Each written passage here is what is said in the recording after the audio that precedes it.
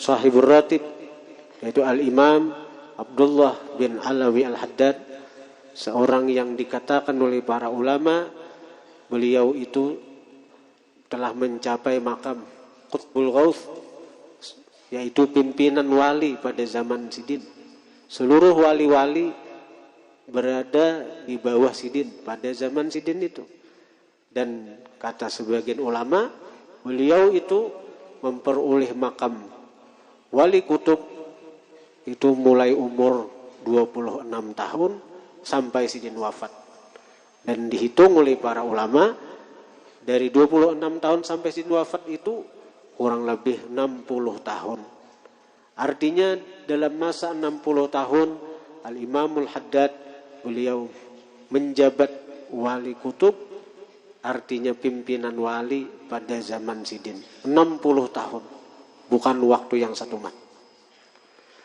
Karena dikatakan oleh sebagian ulama, karena begitu beratnya sandangan dari seorang wali kutub itu, ada sebagian orang yang ketika menjabat wali kutub satu mat meninggal.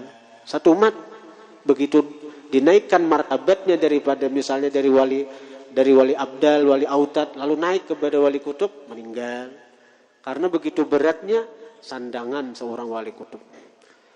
Karena itu sangat jarang didapat seorang wali Qutbul Ghaus itu dari kalangan ahwal. Hanya beberapa, itu pun kata ulama kadalawas. Nah, di antara ahwal yang pernah menjabat wali kutub sebelum beliau wafat itu adalah Al-Imam kita Syafi'i, Al-Imam Muhyiddin An-Nawawi, pengarang Riyadhus Shalihin. Nah, beliau itu kata ulama sebelum wafat diangkat menjadi wali kutub, diangkat menjadi Qutbul Ghaus, namun kadalawas beliau meninggal dunia. Nah, jadi karena beratnya sandangan itu, sebagian besar Qutbul Ghaus itu dijabat oleh para habaib, para zuriat baginda Nabi sallallahu alaihi wasallam. Mereka diberi Allah kemampuan, sehingga sebagai contoh tadi Al-Imamul Haddad menjabat Qutbul Ghaus itu 60 tahun, sanggup menyandang itu. Kenapa? Karena dalam diri mereka mengalir darah baginda Nabi sallallahu alaihi wasallam. Nah, karena keistimewaan itulah para zuriat baginda Nabi itu sanggup menyandang beban sebagai wali kutub itu. Dan memang para zuriat baginda Nabi sallallahu alaihi wasallam dalam diri mereka ada darah Rasulullah, ada sir Rasulullah, ada ilmunya Rasulullah. Jadi kayak apapun kita orang ahwal, hendak menyamai kemuliaan yang Allah berikan kepada para zuriat baginda Nabi, kita kadang akan bisa. Kalau kita ingin berkumpul mereka, bukan dengan cara kita mengaku bagian dari mereka, tapi kalau kita ingin berkumpul dengan mereka, cintailah mereka. Jadi kita ini disuruh mencintai para zuriat baginda Nabi. Dan yang menghendaki agar mereka dicintai itu bukan Nabi, tapi Allah Subhanahu wa taala. Qul la as'alukum alaihi ajra illal mawaddata fil qurba. Katakan wahai kekasihku Muhammad, aku kada akan minta upah atas tabligh ini. Tapi ujar Tuhan, ini Tuhan menghendaki al-mawaddata fil qurba. Ini bukan Nabi, tapi Allah yang menyuruh cinta pada kerabat. Ai qurba Muhammadin sallallahu alaihi wasallam. Kerabat Rasulullah sallallahu alaihi wasallam. Dalam kitab Ihya'ul Mayyit bi Fadhaili Ahlil Bait itu dikatakan Rasulullah ditanya, siapa kerabat engkau wahai Rasulullah? Siapa kerabat engkau wahai baginda Nabi? Yang mana wajib bagi kami mencintai mereka? Nabi mengatakan Ali, Fatimah, Hasan, Husain dan zuriat keduanya. Itu dalam kitab Ihya'ul Mayyit. Nabi mengatakan Ali, Fatimah, Hasan Husain dan dzurriyyat keduanya, ujar Nabi. Nah ini Rasulullah Shallallahu Alaihi Wasallam mengatakan lagi dalam sebuah riwayat, Innama summiyat Fatimah bi Fatimah, lianna Allah qad fatamaha wa dzurriyyatiha wa muhibbihim anin nar. Hanya saja dingarani Fatimah ini. Rasulullah memberi nama Fatimah atas perintah dari Allah. Kenapa? Putri Sidin yang tercinta dingarani Fatimah. Fatimah bermakna maftumah, arti yang diceraikan. Apa maksudnya? Ya Allah qad fatamaha, karena Allah telah menceraikan Fatimah, wa dzurriyyatiha, dan dzurriyyat Fatimah, wa muhibbihim, dan pecinta mereka, anin nar, daripada api neraka. Jadi mudah-mudahan kita yang berkumpul di sini Allah berikan di hati kita kecintaan kepada dzurriyyat baginda Nabi sallallahu alaihi wasallam. Kita ini masih belajar bagaimana cinta nang bujur. Kita kadang mengaku sebagai pecinta sejati kada, tapi kita masih belajar bagaimana nangaran cinta nang bujur nang itu. Jadi kalaupun ada tindakan kami yang kurang berkenan di hati para dzurriyyat baginda Nabi, dalam kesempatan yang mulia ini kami minta maaf.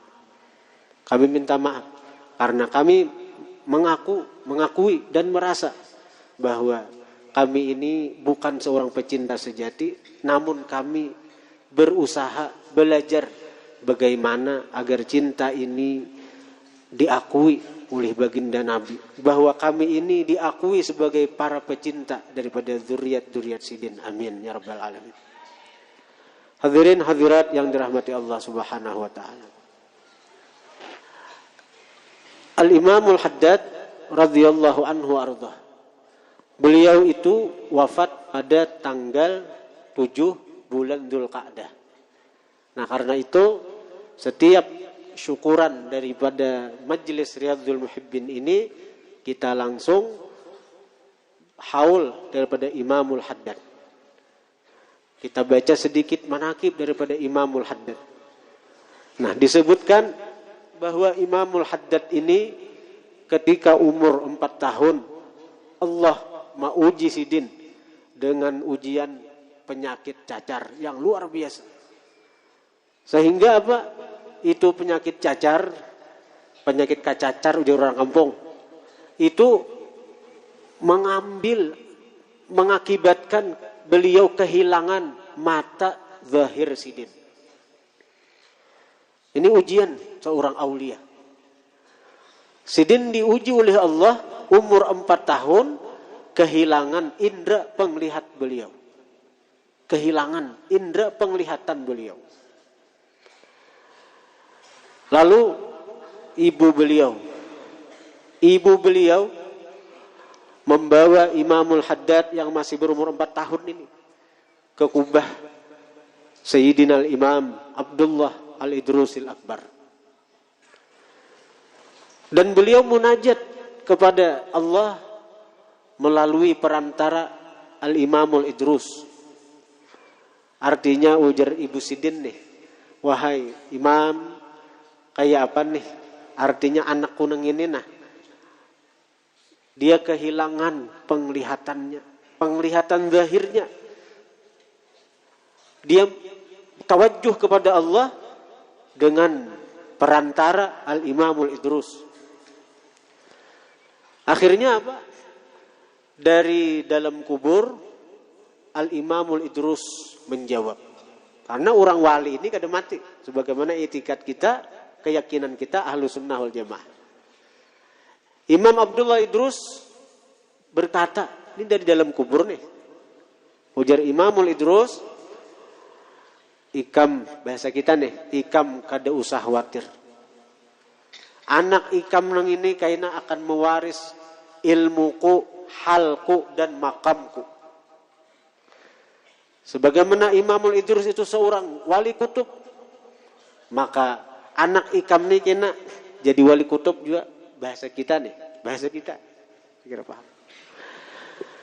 Akhirnya apa yang dikatakan Imamul Idrus, bahwa Abdullah Al-Haddad ini akan mewarisi daripada makam Sidin, itu jadi kenyataan.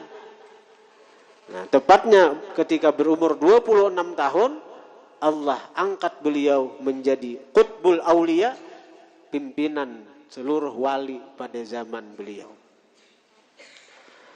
Hadirin hadirat yang dirahmati Allah. Nah, dari sini kita ambil satu pelajaran. Bahwa yang sangat berperanan besar dalam pendidikan seorang anak itu adalah seorang ibu. Seorang ibu. Banyak orang lakinya saleh, bahkan orang alim, bahkan orang wali, bahkan nabi. Tapi ketika nang bini bukan orang baik, akhirnya anaknya jadi kada baik. Contoh nang kaya siapa? Nang kaya Nabi Lut dan Nabi Nuh. Ya kada? Nabi Nuh seorang nabi, kada alang dah. Nabi Lut seorang nabi. Nabi Nuh itu seorang nabi, kada alang. Tapi Nabi Nuh itu punya istri kafir. Akhirnya apa? Akhirnya Kan'an, putra Nabi Nuh itu kafir juga, mairingi nang umat. Jadi penting benar nih kita nih mendidik bini kita nih penting. Kalau kita hendak anak kita saleh, kita perlu mendidik bini kita sekira saleh, sekira jadi perempuan salehah. Sebab awal pendidikan itu dari seorang istri dahulunya tak banyak berkumpul mamanya daripada abahnya. Bahkan air susu aja gin, nang pertama-tama dulu masuk ke dalam parut si anak napa? Air susu mamanya. Ya kalau. Nah jadi ini penting nih, nang sangat berperanan, yang sangat berperanan dalam pendidikan seorang anak itu adalah seorang ibu. Guru sekumpul tuh, ditakuni orang, nang mana kuning Guru Saifuddin Zuhri,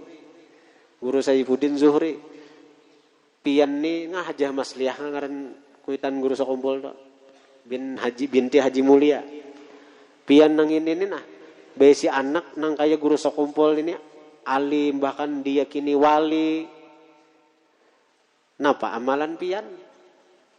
Nah jadi ujar nang mama Guru sekumpul nih, artinya sebelum subuh bangun, nih nang mama bangun nih sebelum subuh, lalu membacakan alam nashrah laka sadrak wa wadha'na anka wizrak alladhi anqadha dhahrak wa rafa'na laka dhikrak fa inna ma'al usri yusra wa idza faragta fansab wa ila rabbika farghab. Baca 17 kali, tiupakan ka ubun-ubun anak. Tiupakan ka ubun-ubun. Artinya peranan nang mama kalau tah. Setiap malam sebelum subuh waktu fajar, yang dimana waktu fajar itu waktu mulia, waktu pintu-pintu langit terbuka, pintu-pintu rahmat terbuka, dan Allah bertawar di situ. Hal min sa'ilin fa'uti, siapa nang minta ku beri, ya Tuhan. Adakah nang minta ku beri? Nah, jadi di saat itu seorang ibu bangun membaca akan alam nashrah laka sadrak. Bukankah kami telah melapangkan dadamu? Ayo, mun dada ni sudah lapang, macam-macam ilmu masuk ke inya. Amun dada ni sudah lapang, macam-macam asrar Allah masukkan ke hatinya. Apalagi nang mendoakan nang itu seorang ibu, nang doa kuitan nang itu kepada anak seperti doa Nabi bagi umat.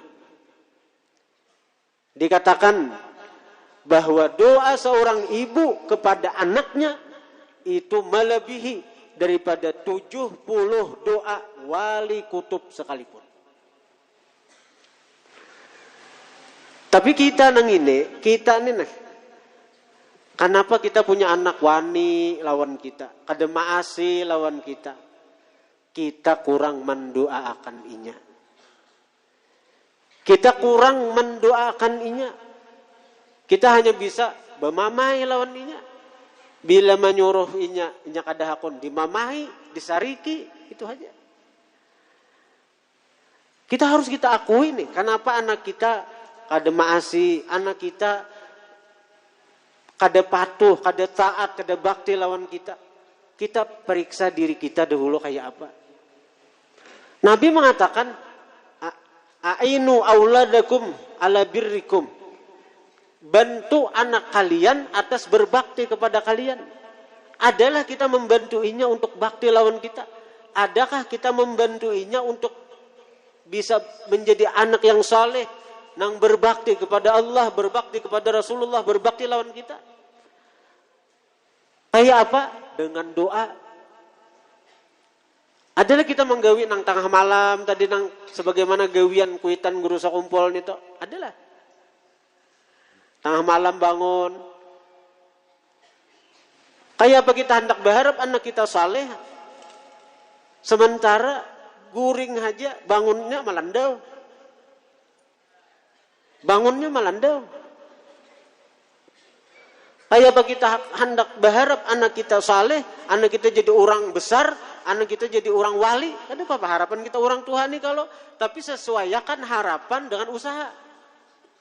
Jangan hanya berharap, tapi usaha kada ada, itu mahayal. Mahayal kita ngarannya. Berharap anakku jadi alim, berharap anakku jadi wali. Tapi adalah usaha kita. Ini disuruh anak menuntut ilmu, seorang kuliah menuntut ilmu. Disuruh anak rajin hadir ke majelis ilmu, tapi seorang kada menuntut ilmu. Menyuruh anak sembahyang berjamaah, seorang besar handap di hadapan TV. Kayak apa kita kayak itu? Usaha, harapan itu sesuaikan usaha. Dan usaha yang paling harap itu doa. Ad-doa silahul mu'min. Doa itu senjatanya orang beriman. Doa itu senjatanya orang beriman. Sesuai penelitian, di akhir zaman ini, di akhir zaman itu yang paling bermanfaat 75% yang paling berpengaruh kepada kejiwaan itu doa. Bahkan menurut Kiai Hamim Jazuli, Gusmik, ujar Sidin, di akhir zaman mendidik anak dengan Fatihah. Mendidik anak dengan Fatihah. Maksudnya apa? Rancak-rancaki mengirim Fatihah sagan roh anak kita. Pian tahu kalau Ustadz Abdus Samad? Ustadz Abdus Samad yang terkenal tuh. Itu Ustadz Abdus Samad itu nang berkisah, Ustadz Abdus Samad yang berkisah ketika Sidin kuliah di Al-Azhar Mesir, nang mamani saben tengah malam bangun tahajud membaca akan Fatihah 100 kali, dihadiahkan sagan nang anak untuk kesuksesan anak. Itu Ustadz Abdul Samad yang berkisah. Pernahlah kita menggawi nang itu? Pernahlah. Jangan hanya berharap anakku jadi alim, anakku jadi wali, anakku jadi orang saleh. Tapi nang apa nang kita kerjakan untuk anak? Bukan hanya menyariki inya, bermamai lawan inya, mamadahi inya, bila inya kada maasi, disariki, dimamai, disumpahi. Napa untungnya bagi kita?